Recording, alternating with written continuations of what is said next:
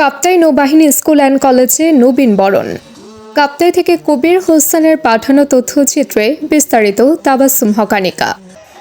রাঙামাটির কাপ্তাই নৌবাহিনী school and কলেজে একাদশ শ্রেণীতে 2025-2026 শিক্ষাবর্ষে ভর্তিকৃত শিক্ষার্থীদের নবীন বরণ অনুষ্ঠিত হয়েছে। বুধবার সকাল 10টায় প্রতিষ্ঠান চত্বরে নবীন বরণ উপলক্ষে আলোচনা সভা এবং সাংস্কৃতিক অনুষ্ঠান অনুষ্ঠিত হয়।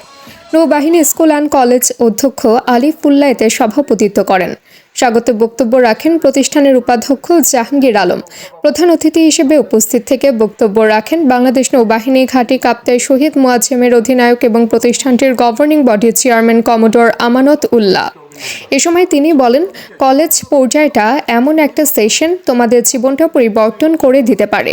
তোমরা আলোকিত মানুষ হয়ে এ দেশটাকে গড়বে, মা বাবার স্বপ্ন পূরণ করবে এবং একটি সুন্দর উপহার দিবে।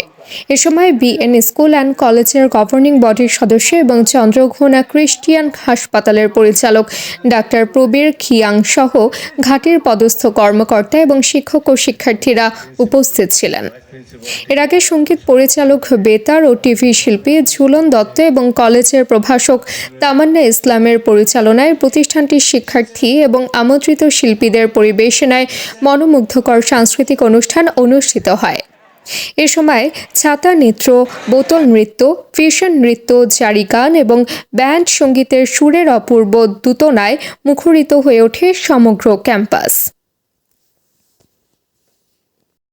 তোমাদের উদ্দেশ্যে বলবো, নবীন এবং যে বের হয়ে এর মধ্যে আর বাকি সব কিন্তু এই এলাকার সন্তান। এখানে আমাদের বড় ভাই সহযোগিতা ছাড়া এক মুহূর্ত আমাদের এই কলেজের শুরু হয়ে গেছে। অর্থটা হচ্ছে তোমরা পক্ষ থেকে সম্মানিত প্রিন্সিপাল, ভাইস প্রিন্সিপাল, টিচার যারা আছে সবার পক্ষ থেকে আমাদের আমরা যেমন চিন্তা করি যে তার ছেলেমেয়েরা সাংবাদিকবৃন্দ বাইরে থেকে এসেছেন, এসে আমাদেরকে অনুপ্রাণিত করেছেন আমাদের এই অনুষ্ঠানকে সাফল্য